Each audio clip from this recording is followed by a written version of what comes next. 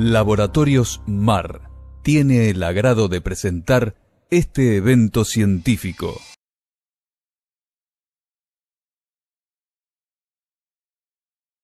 Buenas noches a todos, doctor Carrillo. Podríamos ir empezando, ¿no es cierto? ¿Cómo no? Porque claro. hay muchos colegas que se conectaron Sí, puntualmente. sí. Perfecto, sí. Bueno, buenas noches a todos. Ante todo, gracias al Laboratorio MAR que nos permite esta difusión de nuestra queridísima pediatría a lo largo y a lo ancho del país. Este es el 22 curso que realizamos en la Fundación Médica de Almirante Brown. Este año, bueno, seguimos contando con la doctora Silvia González Ayala. Tenemos dos charlas, la de hoy es de hepatitis viral. La doctora es médica consultora del Hospital Sor Ludovica de La Plata y profesora titular de la universidad.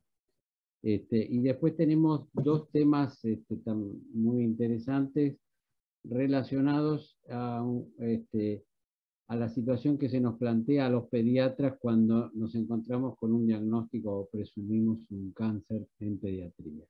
Así que, bueno, dejo a la doctora en el primer tema, hepatitis viral, actualización. Reitero, buenas noches a todos. Muchísimas gracias a los organizadores, al doctor Carrillo, al doctor Regueiro y colaboradores por la invitación. La verdad que han sido muy constantes porque hemos participado de todos los cursos, así que es el año 22. Un aviso doméstico me voy a permitir porque hay alguien conectado como Galaxy A10S.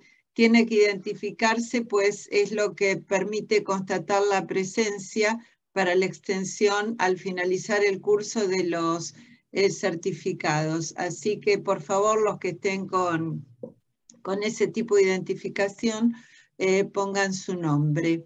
Muchísimas gracias también al personal de Laboratorios MAR por la difusión que le dan a esta actividad y todo el apoyo, porque este Zoom es una gentileza de ellos, lo que nos permite estar en contacto con colegas de todo el país. Hemos visto que hay colegas de Santiago del Estero, de Corrientes, de Santa Fe, de Chaco, además de los de Capital Federal y Gran Buenos Aires. Así que vamos a dar comienzo a la presentación. Es un tema de absoluta actualidad. ¿Están viendo la pantalla?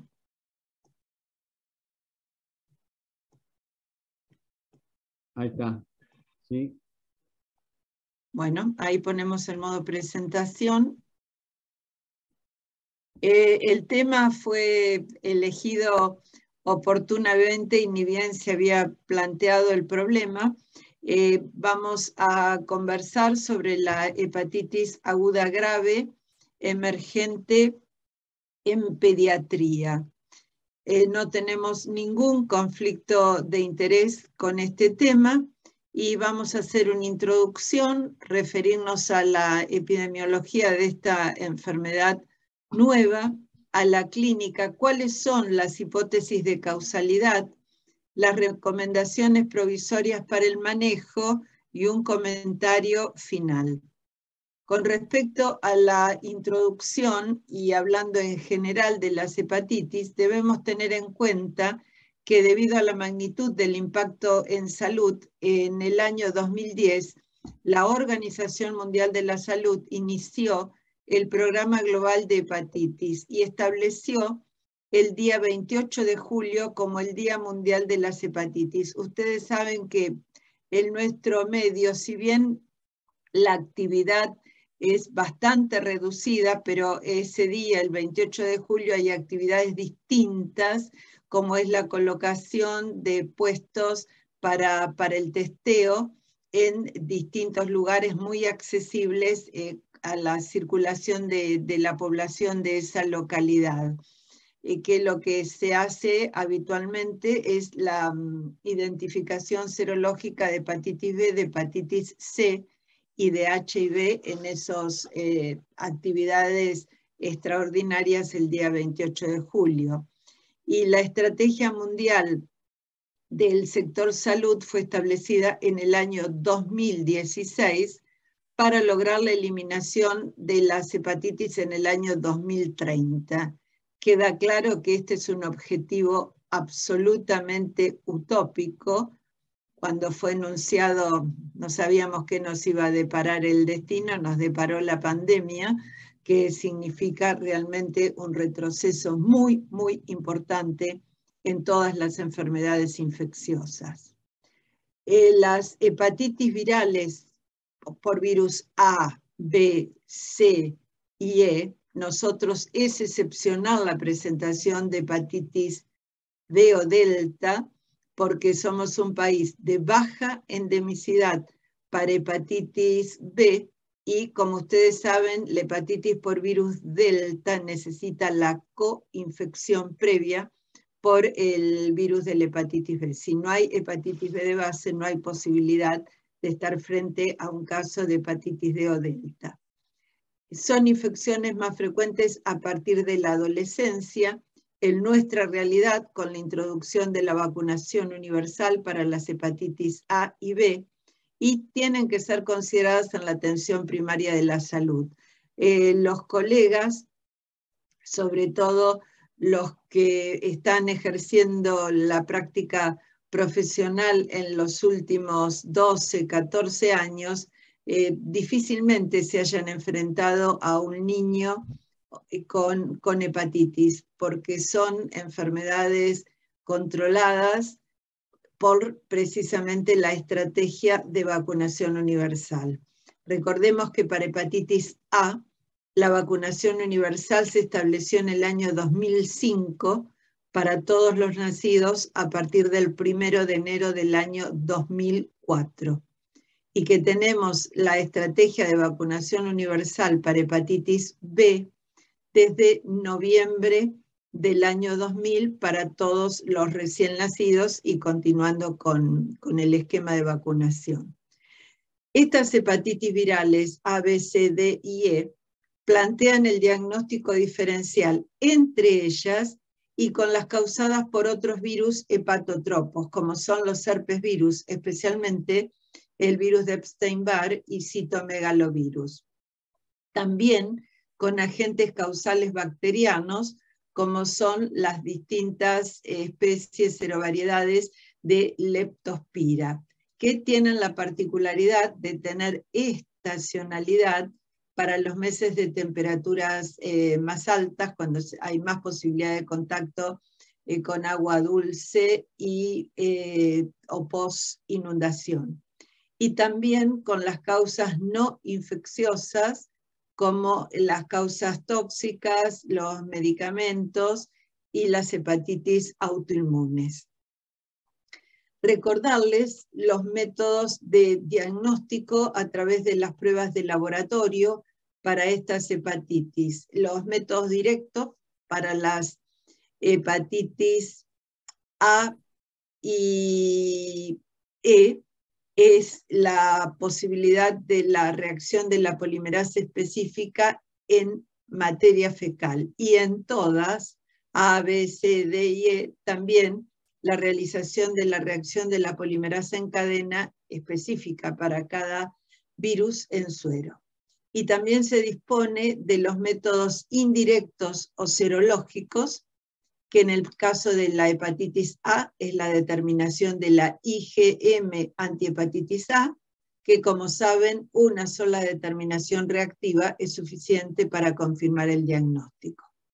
En el caso de las hepatitis B, las determinaciones de tamizaje que se hacen frente a la sospecha son la determinación de antígeno de superficie para hepatitis B y la determinación de IgM anticore. Si estos resultados son positivos, se progresa en las determinaciones de antígeno E para virus de la hepatitis B, que indica replicación viral, y en la evolución las determinaciones de anticuerpos contra el antígeno de superficie de la hepatitis B y contra el antígeno E. Para el diagnóstico de hepatitis C se buscan anticuerpos totales contra hepatitis C. Y para hepatitis E lo dejamos en blanco. ¿Por qué?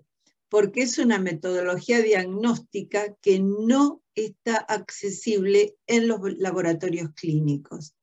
El diagnóstico de hepatitis E en nuestro país se realiza únicamente en el Instituto Nacional de Enfermedades Infecciosas, Dr. Carlos Malbrán, y allí tienen disponibles la técnica de IgM antihepatitis E y también la reacción de la polimerasa en cadena. Es decir, que ahí tenemos un cuello de botella muy, muy importante, porque descartadas las otras causas, para el diagnóstico de hepatitis E hay que remitir la muestra de suero al Instituto Malbrán.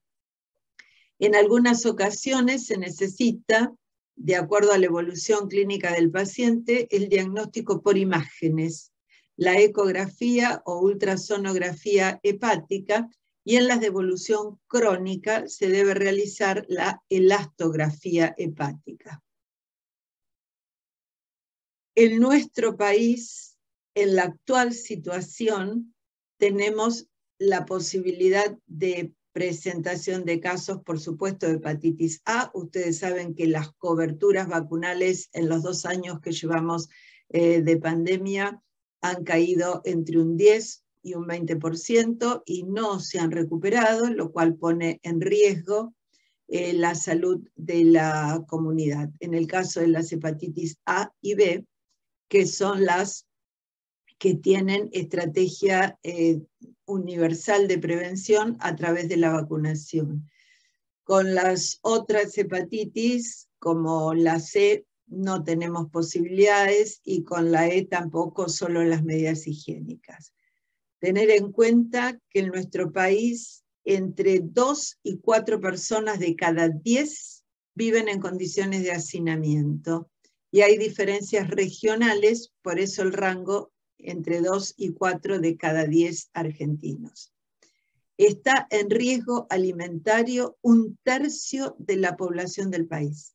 Esto es muy preocupante porque no está solo referido al aporte proteico-calórico, sino también referido a la calidad microbiológica de los alimentos.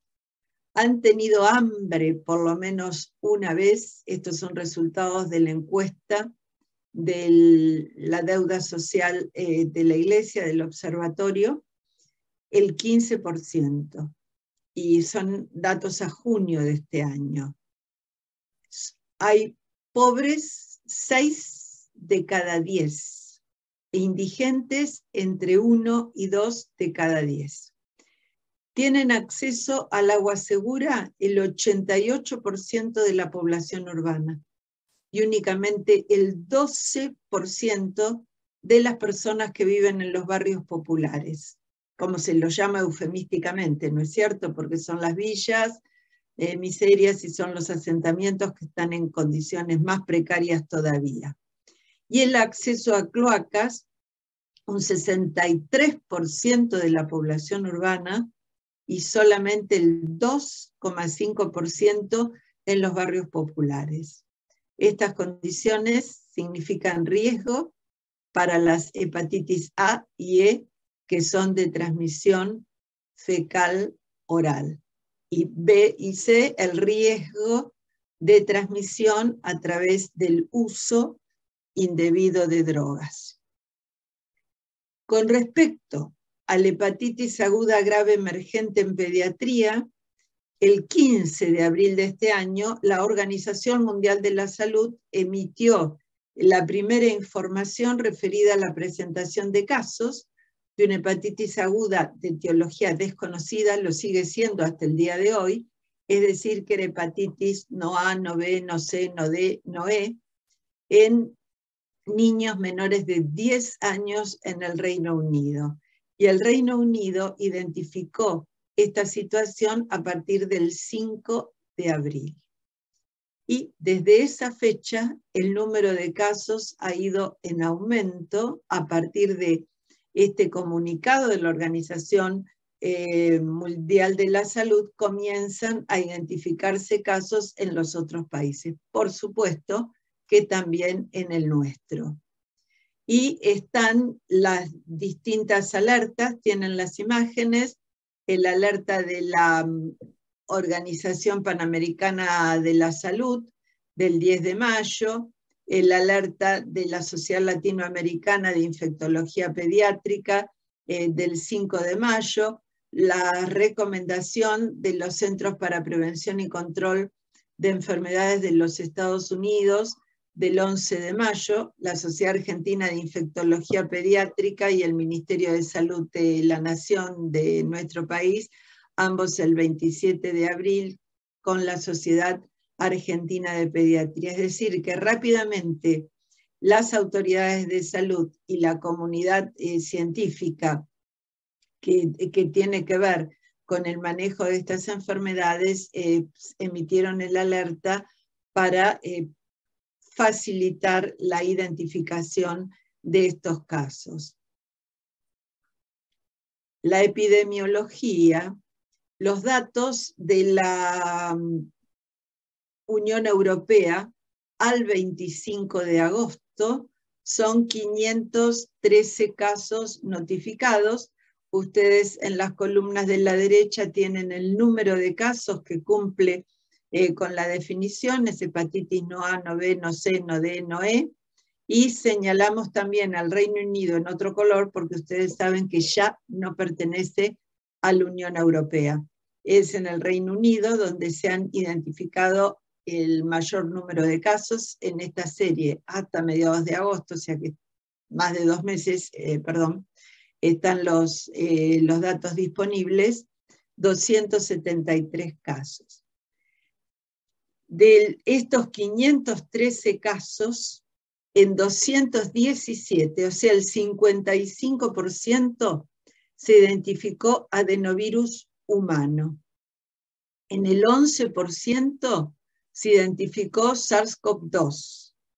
En el 31% herpes virus humano 7. Y en el 20%, para redondear, herpes virus humano 6. O sea que tenemos un mosaico de agentes causales identificados.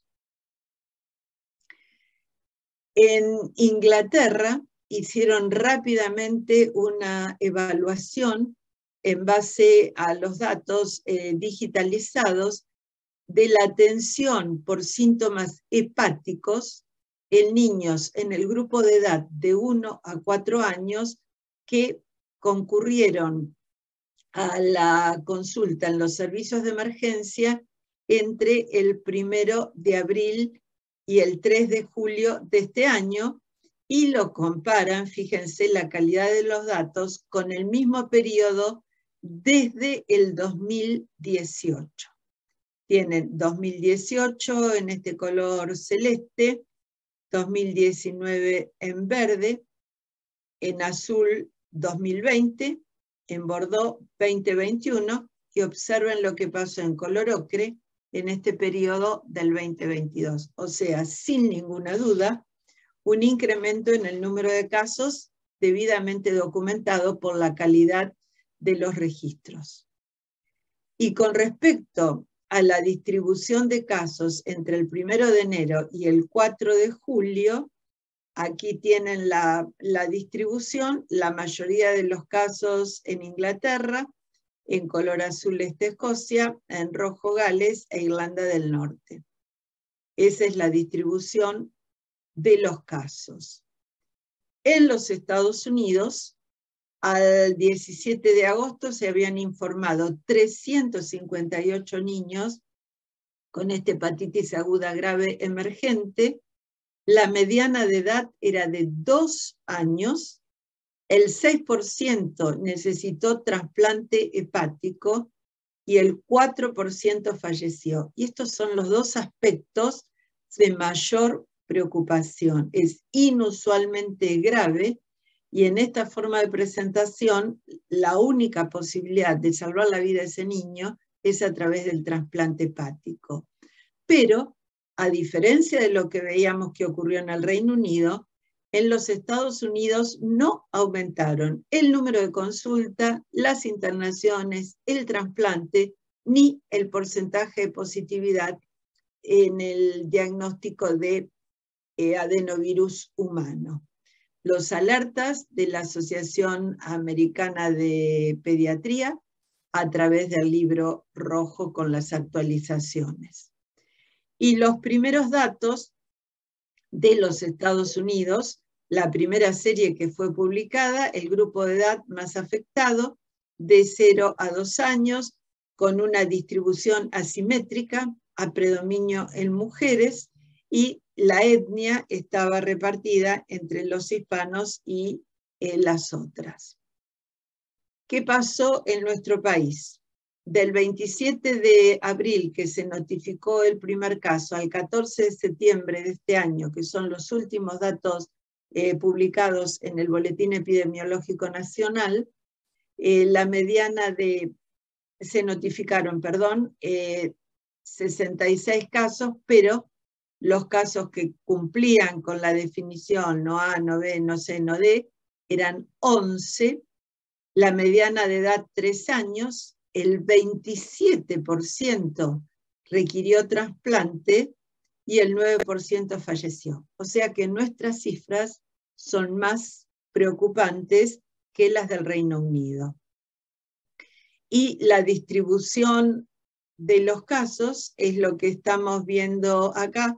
Los que están en color rojo son los que, esos 11 casos que cumplen con la definición. Y hay muchos pendientes de clasificación, por lo que habíamos comentado que el cuello de botella es el diagnóstico de hepatitis E. Las características de presentación: es una enfermedad infrecuente, hasta ahora se han presentado como casos esporádicos, no se conoce la vía o las vías de transmisión, una pregunta que no tiene respuesta. Si hay transmisión interhumana, no pareciera, porque no hay conglomerado de casos, ni siquiera en las familias, y la patogenia es desconocida. Con respecto a las características clínicas, se define el caso sospechoso, caso probable, con hepatitis aguda en todo menor de 16 años, y esa hepatitis aguda es no A, no B, no C, no D y no E, tampoco de causa metabólica, de causa genética ni mecánica, con valores de transaminasas mayores a 500 unidades internacionales por litro, y ese caso se tiene que haber presentado a partir del 1 de enero de este año. Las manifestaciones al comienzo son síntomas gastrointestinales, los comunes: dolor abdominal, vómitos, diarrea, y después se manifiesta el compromiso hepático con la tríada clásica: ictericia, coluria e hipocolia, y cursan con síndrome febril ocasionalmente, o sea, manifestaciones gastrointestinales y después el compromiso hepático. Y aquí tenemos la línea de tiempo. Hay hipótesis de potenciales disparadores, como una infección previa principalmente por SARS-CoV-2, predisposición genética, están en marcha los estudios de antígenos de histocompatibilidad, ambiental, toxinas o combinación de los anteriores. Tenemos el periodo inicial entre 3 y 7 días con las manifestaciones digestivas, pueden estar acompañadas de manifestaciones respiratorias, y en este tiempo se cura, va a la recuperación. Cursa como una hepatitis que se cura sin haber sido percibida, o sea, una hepatitis subclínica. Si esas manifestaciones generales son seguidas al cabo de aproximadamente una semana por las manifestaciones de hepatitis, también puede evolucionar a la curación o puede evolucionar a la forma grave.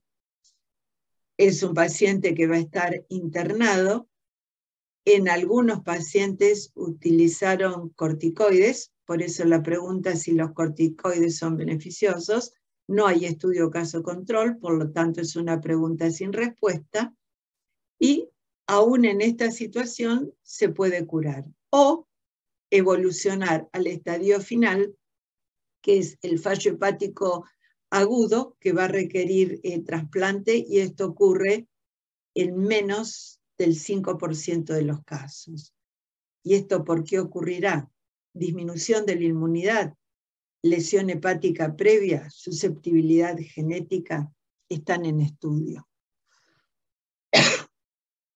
Resultados de otra serie de Estados Unidos con 296 casos y del Reino Unido con 118 casos que están publicadas en las manifestaciones clínicas, con el objeto de comparar las diferencias.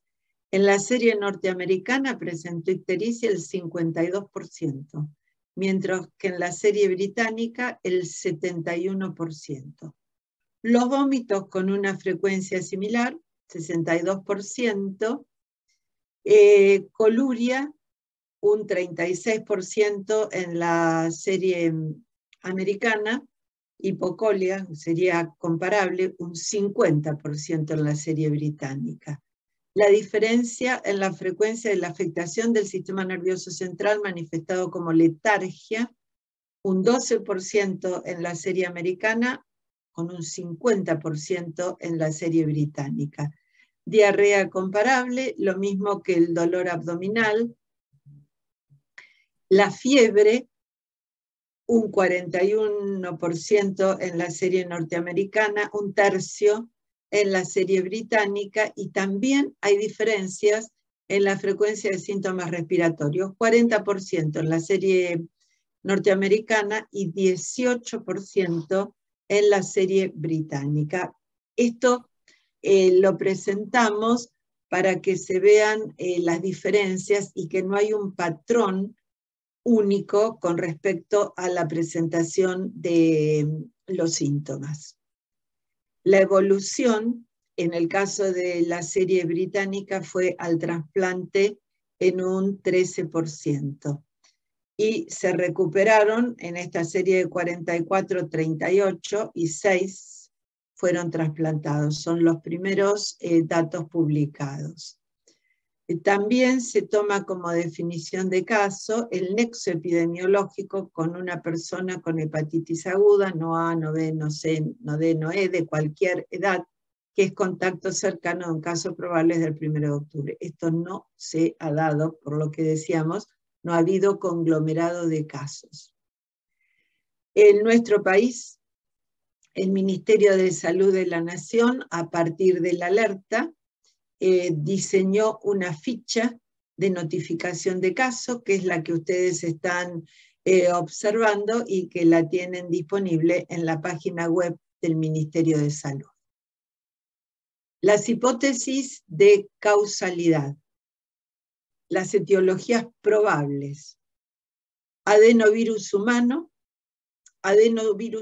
más un cofactor, una nueva variante de adenovirus humano o una nueva variante de SARS-CoV-2, infección previa o infección coincidente por SARS-CoV-2, un síndrome post-infección SARS-CoV-2, del tipo, como vimos en la primera ola producida por el virus de Wuhan, el síndrome inflamatorio multisistémico, que sea causado por un superantígeno, que sea resultado de una regulación en alza por un parvovirus humano dependiente, otros agentes infecciosos tóxicos. Como ven, el abanico de etiologías probables es bastante amplio. Con respecto a adenovirus humanos, recordarles que hay 49 tipos de adenovirus que se transmiten por la microgota salival, por la secreción conjuntival y también tienen transmisión fecal-oral. Los adenovirus humanos no tienen estacionalidad, se caracterizan porque persisten en el medio ambiente con capacidad infectante durante varios días, se producen epidemias de adenovirosis, tienen un periodo de incubación que va en un rango de 2 a 14 días, y el concepto que hemos manejado tradicionalmente es que causan una enfermedad autolimitada. Y el otro dato que es muy valioso es que son los agentes causales de enfermedad febril en el lactante y de ambuladores en el 10%. Los adultos hemos tenido contacto con los adenovirus y esto por evidencia serológica, y también se conocía que la enfermedad grave ocurre en las personas inmunocomprometidas, en quienes puede haber una reactivación. Está bien conocido cuáles son los tipos de adenovirus humanos que producen infección respiratoria, que van del 1 al 5, el 7, el 14 y el 21. Las queratoconjuntivitis son producidas por los tipos 8, 19 y 37. La diarrea, la enfermedad gastroenteral, es producida por los tipos 40 y 41.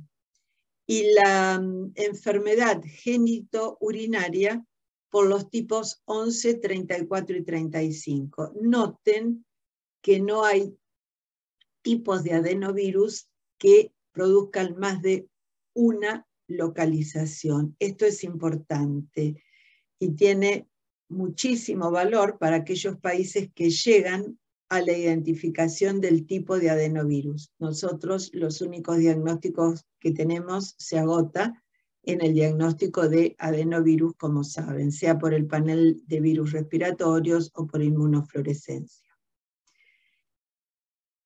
Los casos de hepatitis en huéspedes inmunocomprometidos y el recién nacido, que es un inmunocomprometido fisiológico, ha sido causada por los tipos 1, 3, 5 y 7. Son muy raros los casos en la bibliografía de hepatitis y falla hepática en personas sanas. Cuando se produce la hepatitis en los trasplantados hepáticos, es la causa de muerte. Y el serotipo 41 tiene tropismo intestinal y hasta la situación actual no estaba asociado a la hepatitis adenoviral. En el Reino Unido se hicieron estudios histopatológicos a partir de 14 niños enfermos, 8 correspondieron a biopsias hepáticas y 6 a hígados extraídos. Desde el punto de vista histopatológico, esas muestras tenían una respuesta inflamatoria variable. Cuando se intentó el diagnóstico por técnicas de inmunohistoquímica para adenovirus humano, ¿qué se encontró? En 9 de esas 14 muestras se encontró adenovirus humano en la luz de los sinusoides hepáticos, pero no en los hepatocitos residuales. Y en los casos del Reino Unido, 122 tuvieron la detección de adenovirus humano, 55 fueron negativos para adenovirus humanos, lo tienen en el gráfico. 9 casos fueron identificados con el parvovirus dependiente, 3 casos con herpes virus humano tipo 6, también dependiente, y 16 casos por SARS-CoV-2. O sea que de nuevo tenemos un panel de etiologías. Y por supuesto, trabajaron también con la detección de las hepatitis producidas por herpes virus 1, 2, varicela. También estudiaron leptospirosis, es decir, citomegalovirus y herpes virus humano tipo 7. Lo que es muy interesante es lo que vamos a comentar ahora. En las muestras de sangre se encontró en el 95% de los casos la presencia de adenovirus humano 41. Cuando se estudiaron las muestras fecales, se encontró en el 50% de los casos adenovirus humano 2.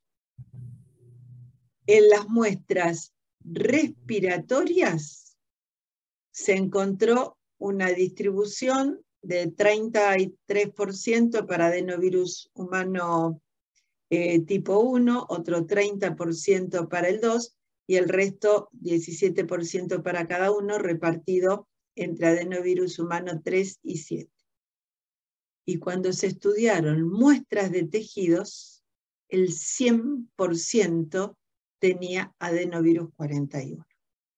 O sea, que la mayor presencia de adenovirus 41 se encontró en tejidos con el 100% y en sangre con el 95%, con lo cual el adenovirus 41 es el incriminado de manera principal.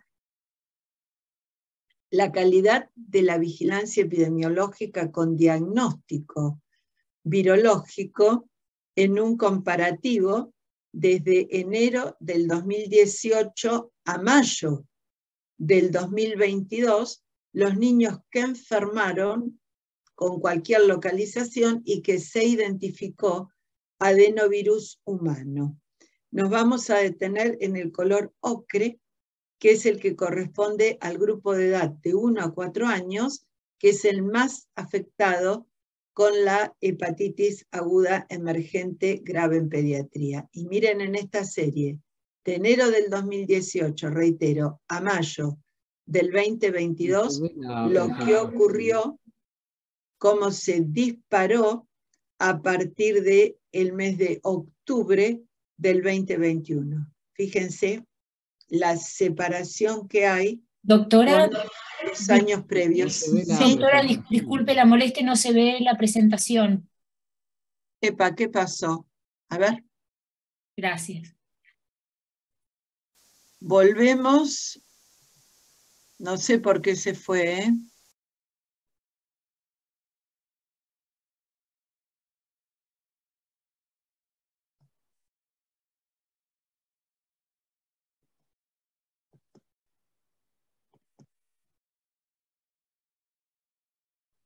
¿La ven ahora? No. No se ve, Silvia. Ahí se ve, doctora. Ahí se ve, ahí está.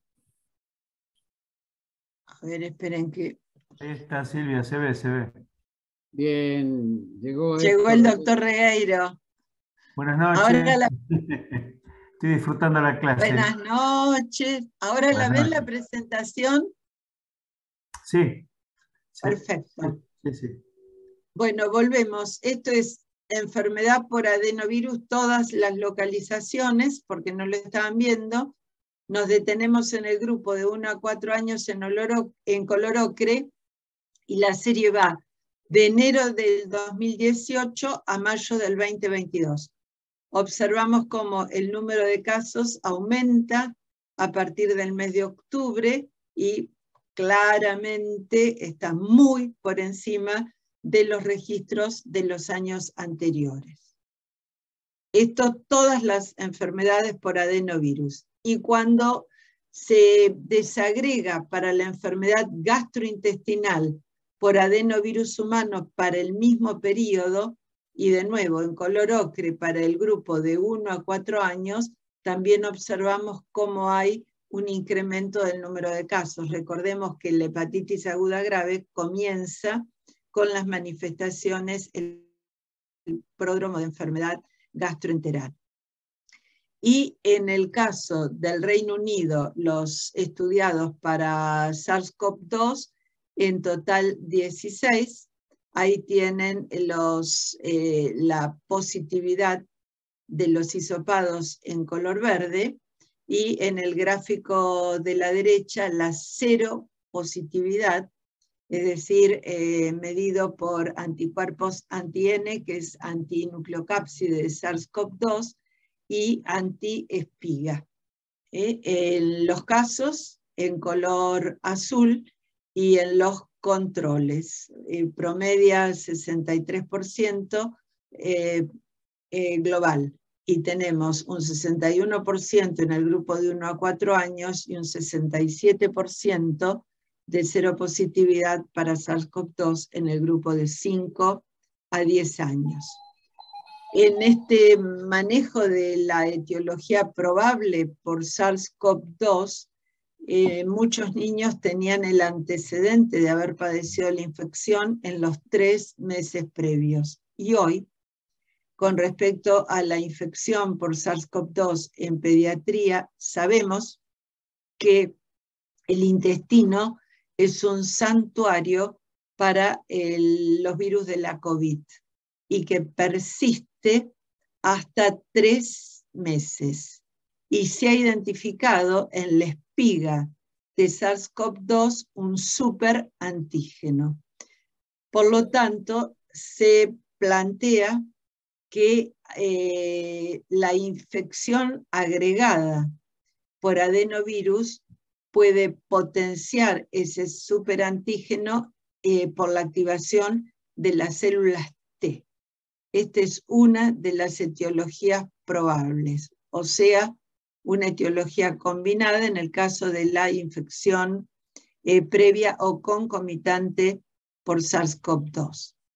Tenemos recomendaciones provisorias para el manejo de estos niños, que no es diferente de lo que estamos habituados a manejar en las hepatitis de la edad pediátrica. Sí, en estos casos se recomiendan los estudios por imágenes, la ecografía abdominal, idealmente con una ecodoppler, tóxicos, mínimamente si ha consumido paracetamol para disminuir la fiebre o las molestias, hacer los dosajes de paracetamol en sangre y de otras sustancias acorde a lo que haya sido administrado o a lo que haya consumido. Desde el punto de vista de los estudios etiológicos, las hepatitis de la A a la E, las infecciones por virus de la inmunodeficiencia humana y los herpes virus 6, 7, varicela, citomegalo, Epstein-Barr, en la medida de lo posible enterovirus, porque ahí solamente es la posibilidad por técnicas de reacción de la polimerasa en cadena y de parvovirus, y según otros antecedentes epidemiológicos, la investigación de Brucela, de Bartonella, de leptospiras, y el panel de virus respiratorios, el estándar. También incorporar los estudios inmunológicos, autoanticuerpos, el proteinograma electroforéstico como basal, las determinaciones de inmunoglobulina y las determinaciones de complementos C3 y C4. Y en sangre, los estudios metabólicos, triglicéridos, ferritina, cobre, alfa-fetoproteína, los aminoácidos. En orina, la determinación de cobre en muestras de 24 horas y completar. Esto también requiere laboratorios de referencia, no es rutina en los laboratorios clínicos de las instituciones de salud. Y asegurarse que ese niño, como son niños pequeños, tenga la pesquisa neonatal. Y las biopsias va a depender de la situación clínica, de la autorización que confiera la familia, puede ser biopsia hepática, de médula ósea o muscular. y se están realizando en los países centrales los estudios tanto en el Reino Unido como en algunos países de la Unión Europea y los Estados Unidos, los estudios epidemiológicos. Estudio caso-control, ya vimos resultados comparativos con respecto a la etiología por SARS-CoV-2, factores asociados, y lo que es valiosísimo es el estudio caso-caso. Ya citamos que hay diferencias clínicas y lo que se necesita conocer es todo el otro contexto de lo individual y lo medioambiental, comparando así caso con caso. Intensificar la vigilancia epidemiológica, por supuesto, los estudios histopatológicos y de fisiopatología. Para la etiología, la identificación, tipificación, los estudios genómicos y los metagenómicos, y las características del huésped, la clínica, la genética, las subpoblaciones T. Tratamiento, estamos igual que con las hepatitis que conocemos. Tratamiento higiénico dietético, sintomático y de sostén, y se han planteado considerar el uso según condición clínica de gamma globulina polivalente o estándar, esto homologando al manejo del síndrome inflamatorio multisistémico, la posibilidad de sidofovir y lo que ya habíamos citado, los corticoides, pero no hay estudios controlados.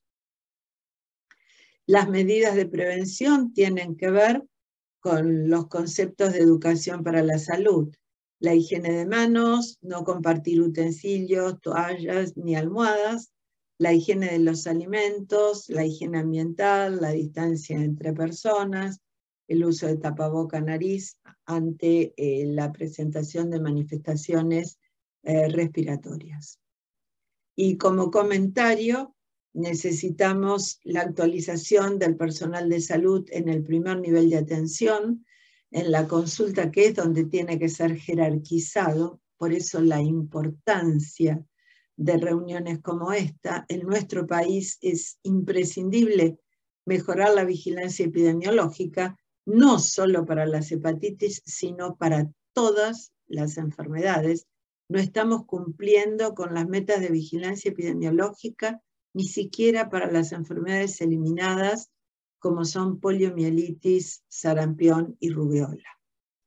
Se necesita la notificación oportuna y la toma de muestras para la realización de los estudios etiológicos.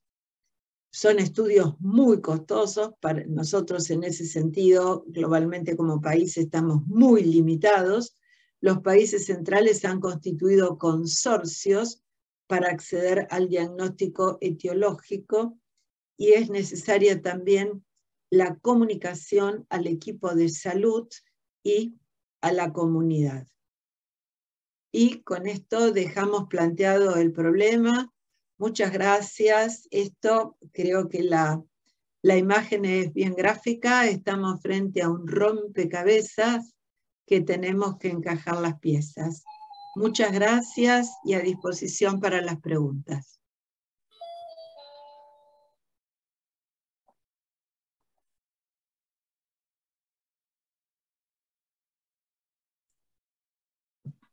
Sí, ¿Qué digamos, pasó? ¿Se han quedado mudos? No, yo como comentario diría que sí, no, realmente nos hemos quedado mudos porque hasta ahora teníamos como, digamos, en nuestros conocimientos y en todo lo que veníamos manejando pediátricamente, teníamos como digamos, la etiología conocida y la posibilidad de prevenir, y de golpe vemos que se inicia una epidemia en países centrales, que uno pensaría, bueno, en países como el nuestro, que haya este tipo de enfermedades, uno lo vería mucho más lógico, pero en países centrales está bien, está la epidemia de virus, que pudo ser un condicionante, pero tampoco porque la cantidad que se encontró no era significativa. O sea, es una enorme incógnita esta, ¿no? De esta enfermedad. Sí, hay dos manos levantadas. La doctora Drexler.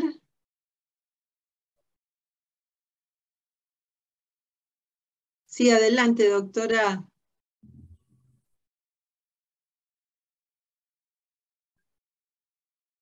Y la doctora Leticia, que no se lee todo el nombre. Que hable la doctora O Drexler. tocaron sin querer la manito. O tocaron la Me manito y parece, la Silvia, sacaron. que las manitos estaban cuando no salía tu presentación. Ah, no sé porque yo no los veía solamente la presentación. ¿La gamma globulina fue exitosa en los casos que presentaron? Sí. Ajá. Por eso una de las hipótesis es que sería una nueva versión con las variantes que predomina Omicron, así como con Wuhan pasó el síndrome inflamatorio multisistémico que ya no se ve, con las infecciones con Omicron podría ser esta hepatitis aguda grave emergente, pero de cualquier manera, los casos que tienen identificación de SARS-CoV-2 son mucho menores que los que tienen adenovirus 41, globalmente. Claro, este adenovirus que apareció hiperagresivo, ¿no es cierto? Eso es lo que nos Claro, produce. por eso dos cosas se están estudiando. Una es si este adenovirus humano 41, que es el agente causal más identificado, tiene características distintas, y si SARS-CoV-2 identificado es una nueva variante. Pero eso lo pueden hacer los países centrales que tienen los estudios metagenómicos, transcriptómicos, que pueden agotar en el estado actual de los conocimientos las instancias diagnósticas, ¿no es cierto? Nosotros ni siquiera tenemos tipo de adenovirus. Sí, lo que se ha identificado en sangre y en tejidos, prácticamente el 100%, ¿no es cierto? Sí, 95 en sangre y 100 en 100% en tejidos. O sea que parece como que la cosa está ahí, ¿no? Claro, pero el punto es que, por ejemplo, en el hígado está en los sinusoides y no está en el hepatocito. Claro. ¿Qué es lo que pasa? Por eso, no, tampoco está clara la fisiopatogenia. Claro. Sí.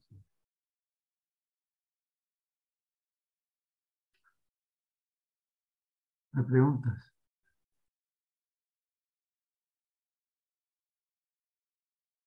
Si quieren se pueden levantar la mano. La doctora Cintia Ader quiere hacer, le habilitamos el micrófono, así puede hacer la pregunta. Bien.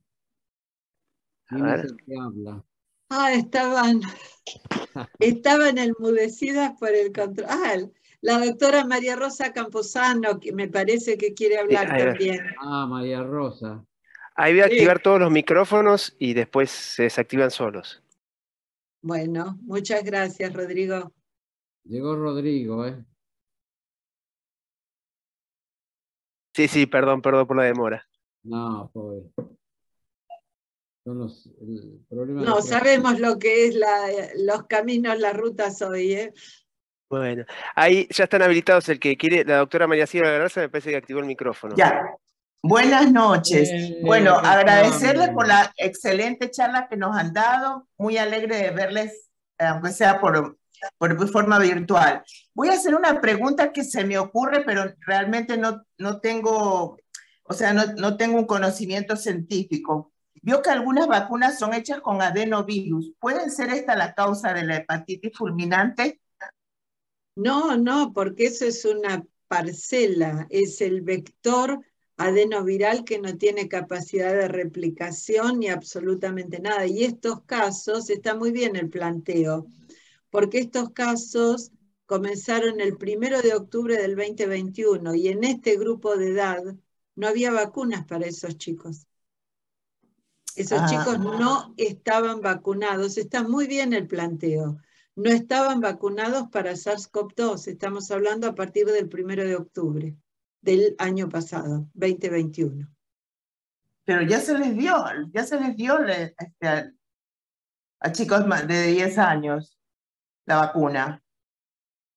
Sí, pero los primeros casos no había vacunas. Recién a fin del 2021 se licenció la vacuna para el grupo de adolescentes en los países centrales. Nosotros lo tuvimos después, venimos un par de meses más atrasados con el inicio de la vacunación. En general, en la medida que se fueron autorizando, se fueron liberando las vacunas para uso en la edad pediátrica, ¿no es cierto?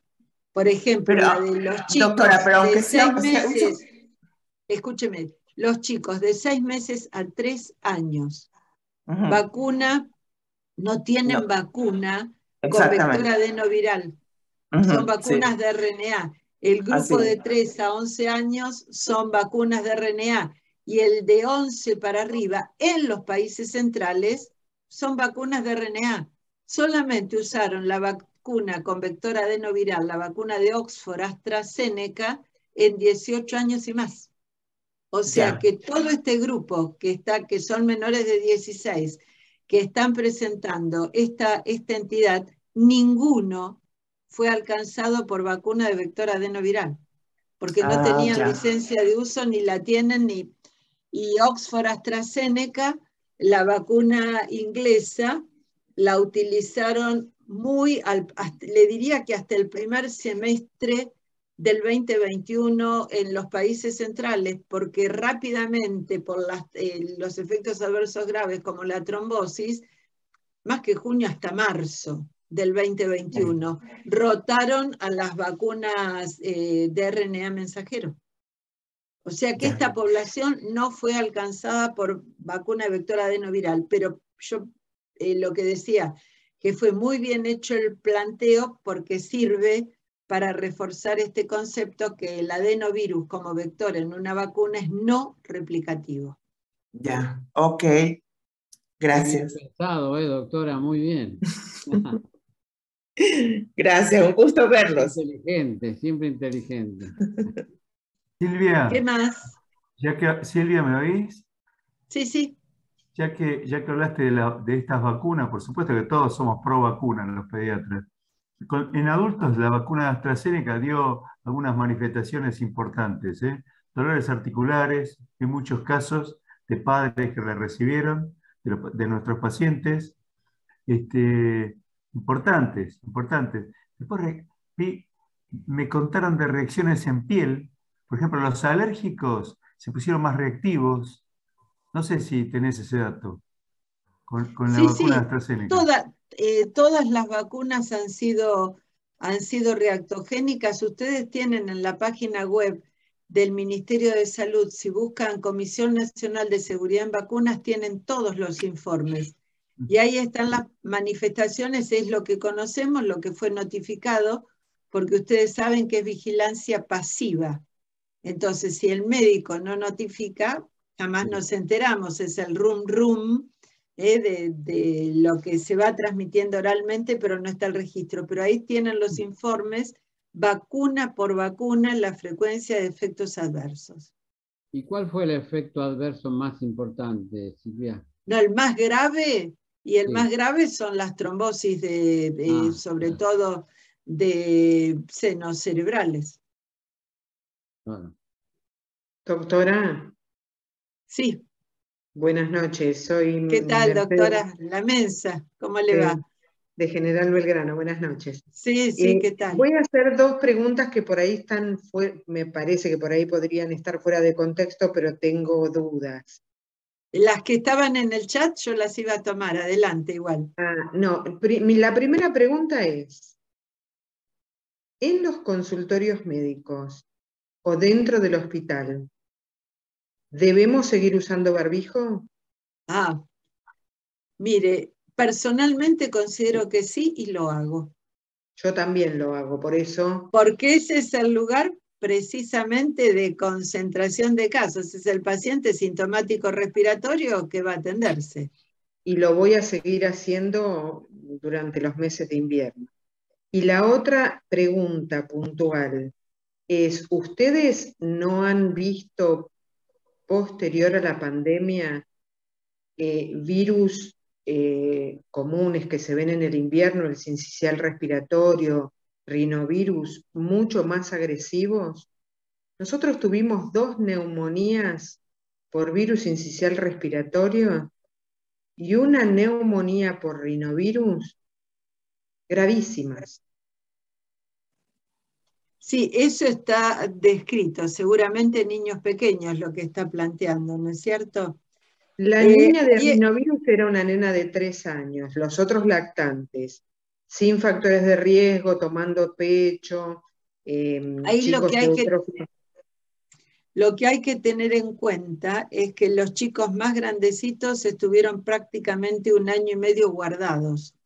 O sea que no tuvieron, al no tener socialización, no tuvieron oportunidad de contacto. Eso que decía la abuela, inmunidad de a poquito, ¿no es cierto?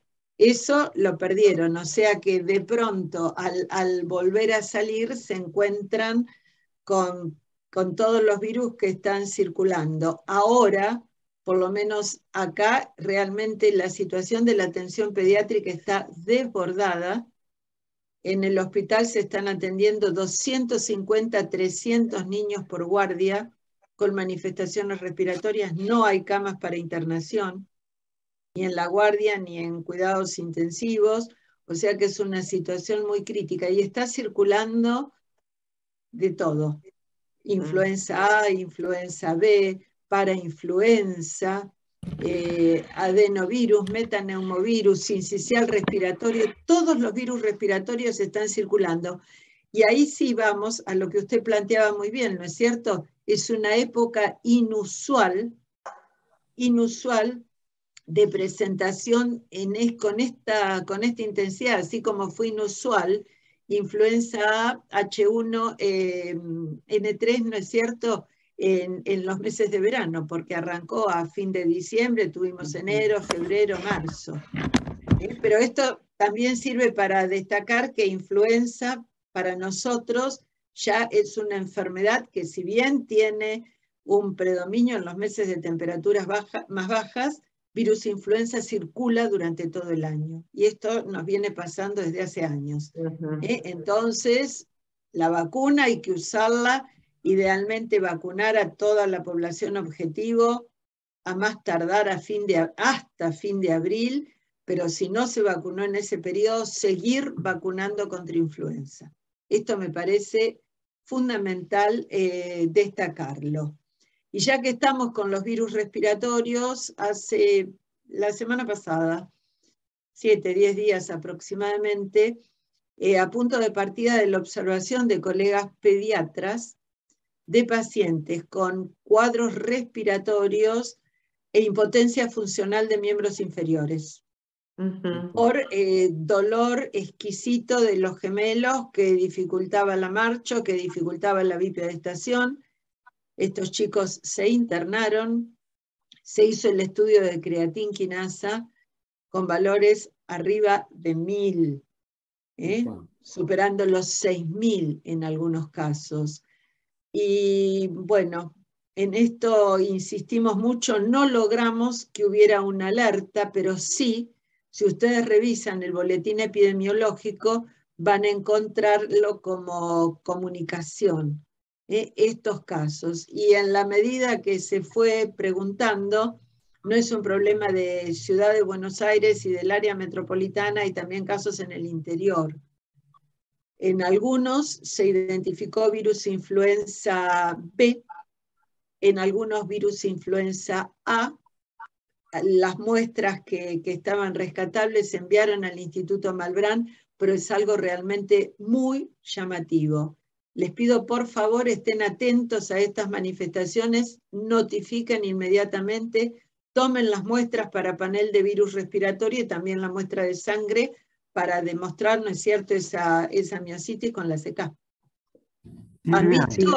Hay muchos acá, colegas. ¿Han visto? Sí, hemos visto. Vimos 2 con CPK no tan elevadas, pero con CPK de 300, de 400.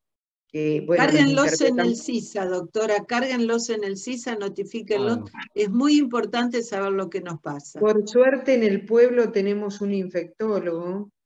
¿Tienen infectólogo ahora? ¡Qué bueno!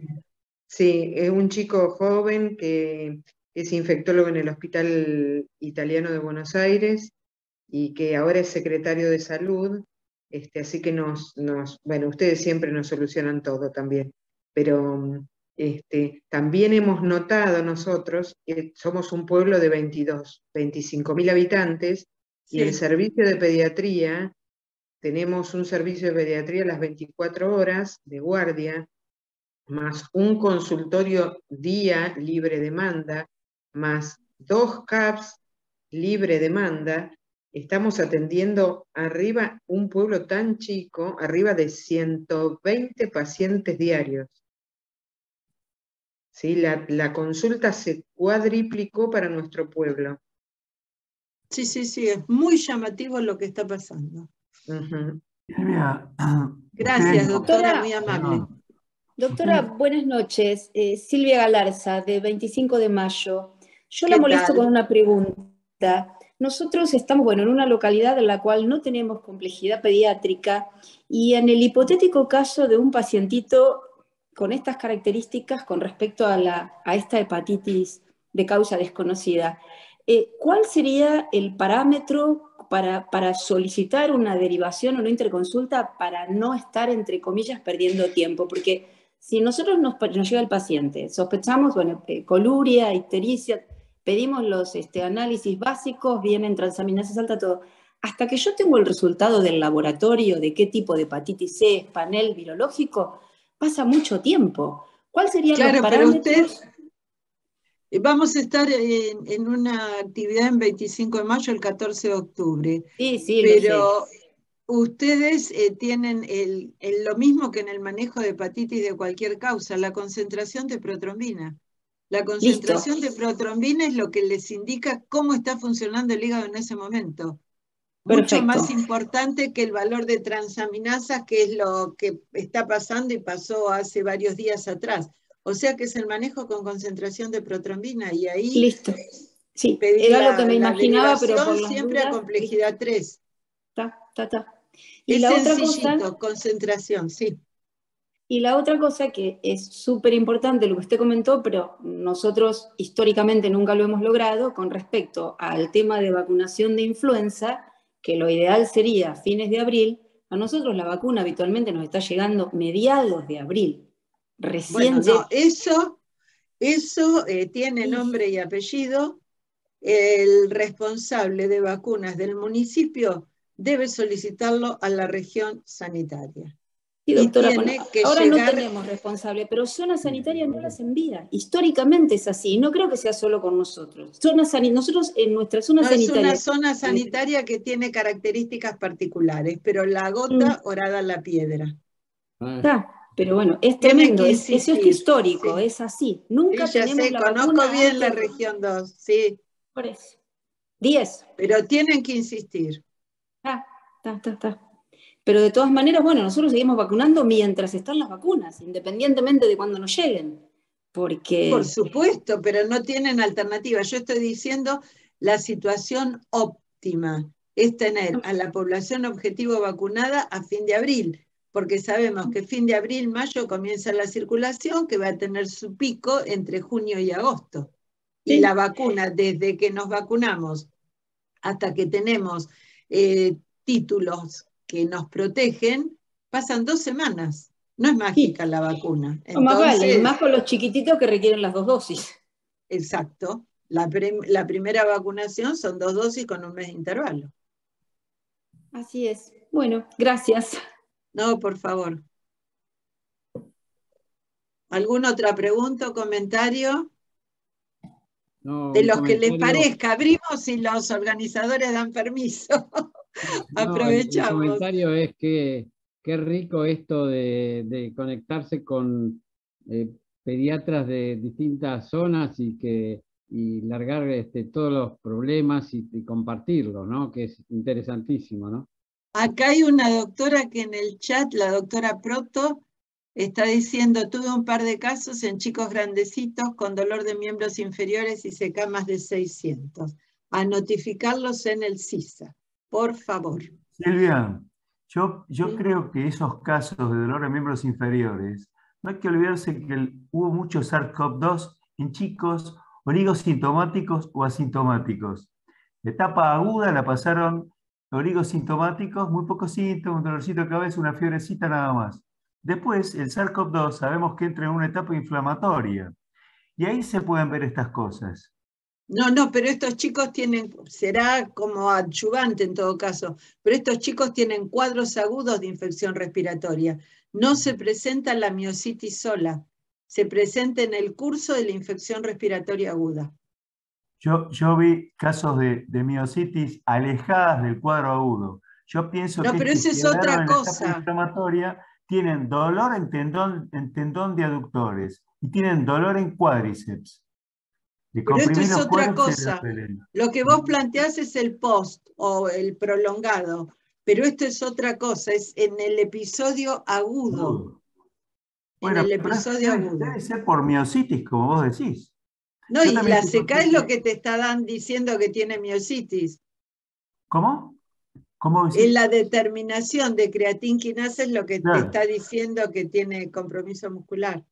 Escúchame, Silvia, ¿no hay chicos que hacen también derrames pericárdicos o pequeños derrames pericárdicos? O sea, tiene manifestaciones multisistémicas el SARS-CoV-2 que se pueden dar en los chicos, que no es solamente el problema respiratorio.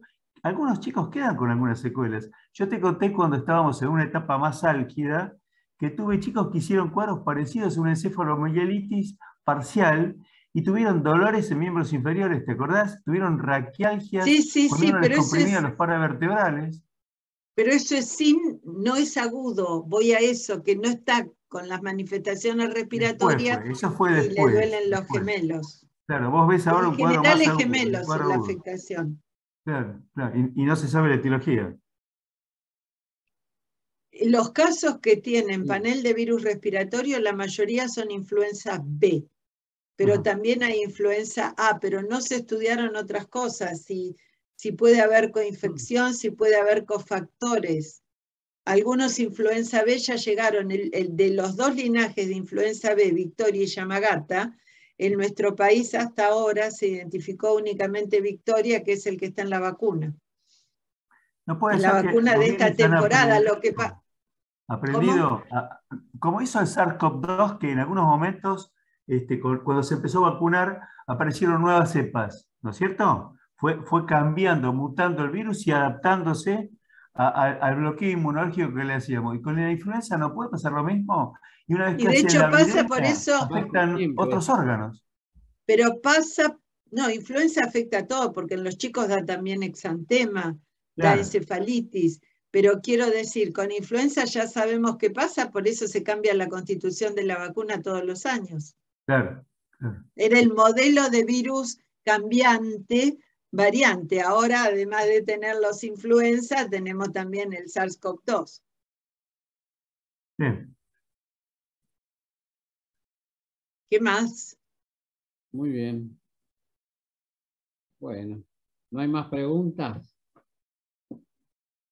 Acá hay una en el chat. ¿Tienen adherencia a la vacunación de COVID-19 en lactantes? No, es muy baja la demanda. Los padres no están convencidos, ese es un trabajo muy importante que tienen que hacer los pediatras, que hay que vacunar a los lactantes desde los 6 meses, que es vacuna segura, que es vacuna estudiada, que hay millones de dosis aplicadas, y hay que trabajar en eso, porque es una población muy vulnerable que queda susceptible si no lo vacunamos. Habla un poco más de la Pfizer que le estamos dando a los lactantes, porque hay muchos pediatras que no están convencidos. Es Moderna, para lactantes es Moderna la única. Perdón. Habla más habla a favor de la vacuna, porque hay mucha gente que no está convencida de que no vacuna a sus pacientes. lactantes. No, pero escribirlo. Y lo que pasa que acá hubo, digámoslo claramente, acá hubo un problema, que fue la vacunación con Sinopharm desde los 3 años usando una vacuna que al día de hoy no tiene licencia de uso por debajo de los 18 años. Por eso el comunicado que nosotros emitimos desde SADIP y que la única forma de hacer la vacunación era bajo consentimiento informado. No se hizo. Ahora los chicos vacunados con 2 dosis de Sinopharm, ¿qué hay que hacer? Vacunarlos con la vacuna de RNA mensajero. Entonces eso es algo que la gente percibe, porque clarito, uno dice una cosa, otro dice otra, ¿qué hago? Y más con los chiquitos. Con los muy chiquitos es siempre el grupo más vulnerable, el que más se busca proteger, y es al grupo con el cual se compró la mejor vacuna. Entonces hay que vacunarlos. Hay que conversar con esos padres y convencerlos que esta es una vacuna segura y que es necesario vacunar a los lactantes y deambuladores porque queda concentrada ahí la susceptibilidad. Y ojo, eso por un lado. Y por el otro, que tenemos 12 millones de argentinos que no recibieron la dosis de refuerzo, la tercera dosis. Y la tercera dosis es imprescindible frente a Omicron. Omicron y sus subvariantes son las únicas que están circulando en Argentina. Fíjense que seguimos teniendo muertos todos los días por COVID. Si promedian el parte semanal que dan el domingo, de mínima tenemos 3, 4 muertos por día por la COVID. Doctora. Sí. Eso le quería preguntar. La población pediátrica, nosotros sí, 4 dosis o 5. La población pediátrica, ¿cuántas? ¿También 3?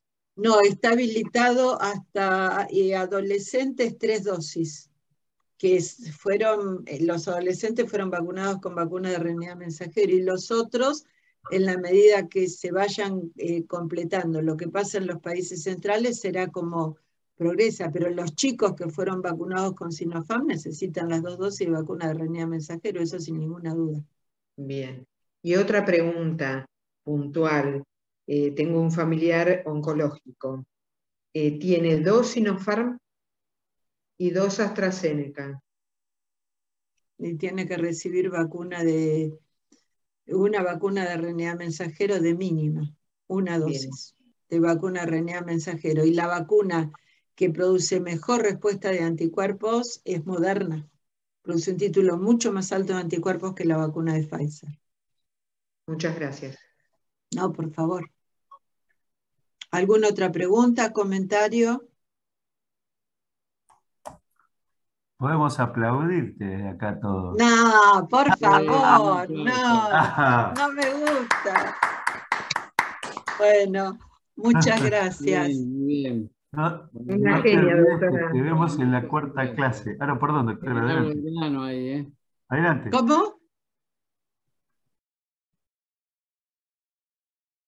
No, digo General Belgrano, que yo iba de chico a General Belgrano ahí al balneario. Es hermoso. María Mercedes Lamensa, habla que ibas a preguntarle algo, dale.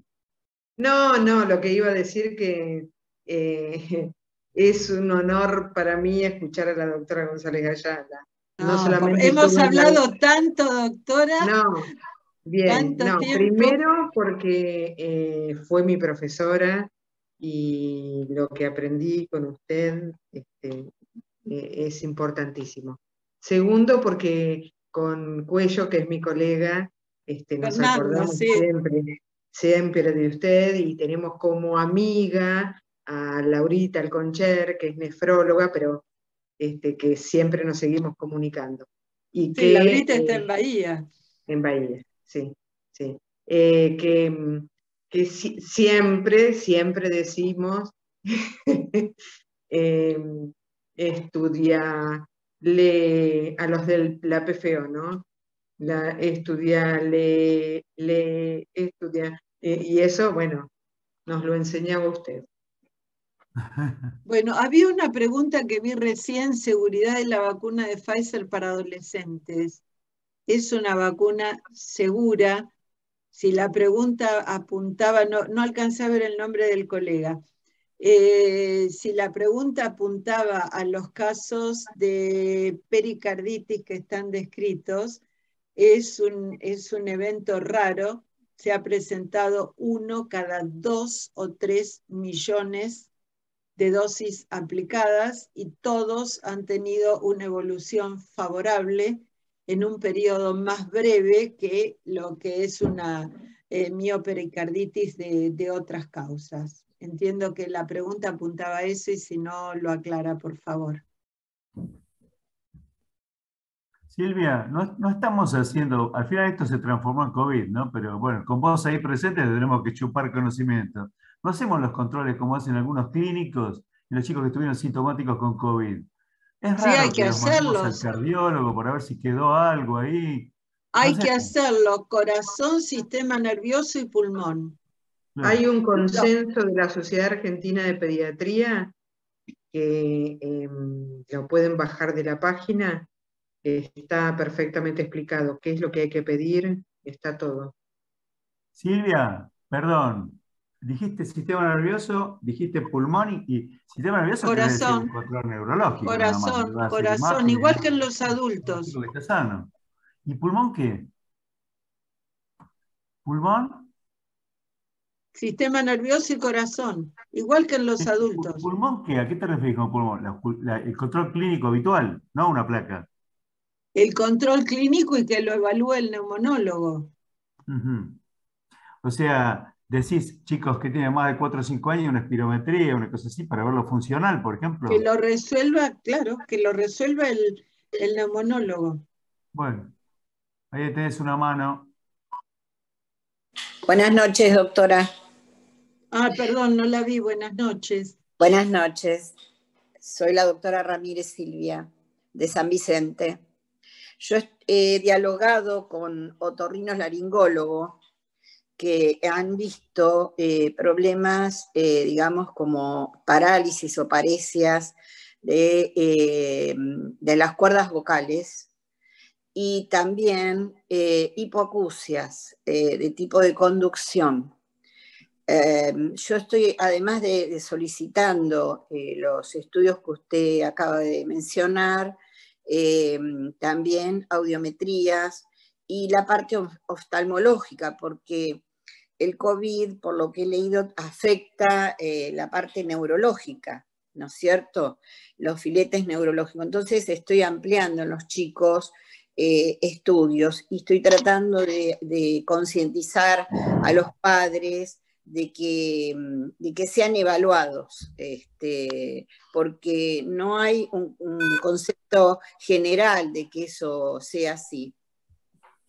Sí, porque por eso el pediatra es el coordinador y el que va indicando los estudios, pero sí o sí lo que señalábamos, bueno, ojo, oído está ahí entre la funcionalidad entre el sistema nervioso y lo otorrinolaringológico, claro, ¿no es cierto? Claro. Pero sí, tienen que ser evaluados integralmente. No sabemos, personalmente creo que puede ser una hipoteca muy pesada en el futuro lo que pase con la evolución de las personas infectadas con el SARS-CoV-2. Porque conocimos el COVID prolongado, no es cierto que es a los 3 meses, conocemos el post-COVID que va después de los 3 meses y algunos realmente con manifestaciones importantes y bueno, y vamos a seguir aprendiendo, ¿no? Pero es una hipoteca. Gracias, doctora. Muy amable. No, por favor, gracias a usted por el aporte.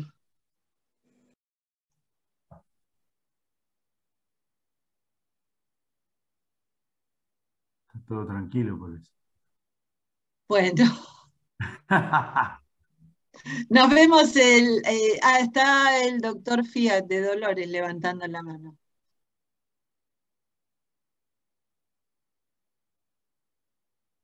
Adelante, doctor.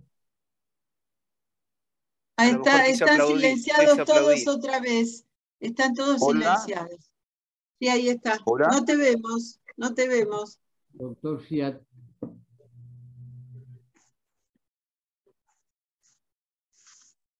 Bueno, no sé, ¿me escuchan? Sí, Jorge, adelante. ¿Qué tal, Silvia? Un gusto haberte escuchado. Y una pregunta, vamos a volver a hepatitis.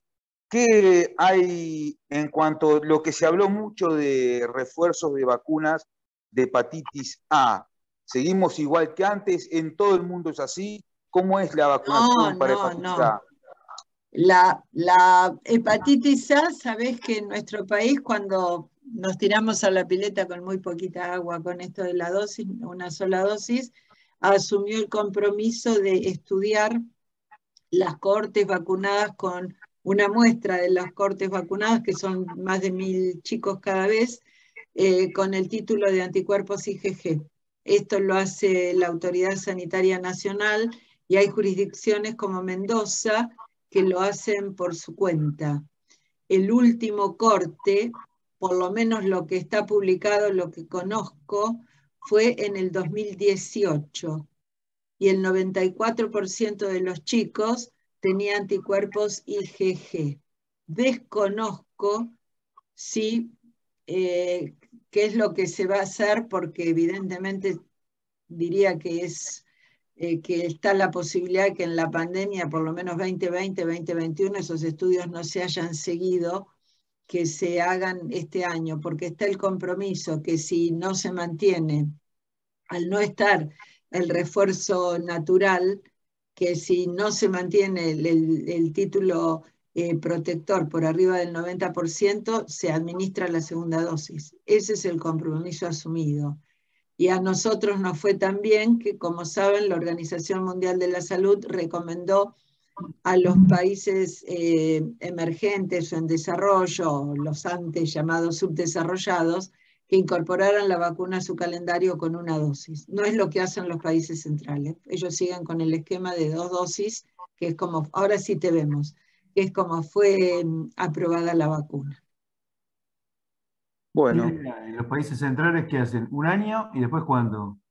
Entre 6 meses, no, el intervalo entre 6 y 12 meses para la segunda dosis, tal como fue estudiada la vacuna. Todas las vacunas fueron estudiadas con ese esquema. Esta clase va a ser grabada porque yo la primera parte estaba haciendo consultorio y me la perdí. A mí me pasó lo mismo. Entiendo, sí, doctora, que queda en la web. Después la pasamos. Grabando, después la pasamos. Sí, está grabando, sí. Hay que hablar con laboratorio. Sí, está grabada, está siendo grabada. Después, si no hay ningún problema técnico, pero sí, va a quedar grabada y después la pasamos. Gracias.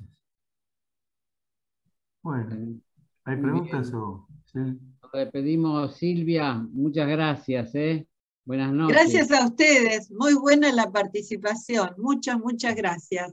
Que tengan un lindo fin de semana largo. Gracias. Igualmente. Un abrazo grande y muy agradecido siempre de tus clases. Chao. No, yo a ustedes. Muchas gracias. Gracias, doctora. Buenas noches. Muchas gracias, Rodrigo y equipo. Hasta luego. Gracias. Gracias, doctora. Gracias.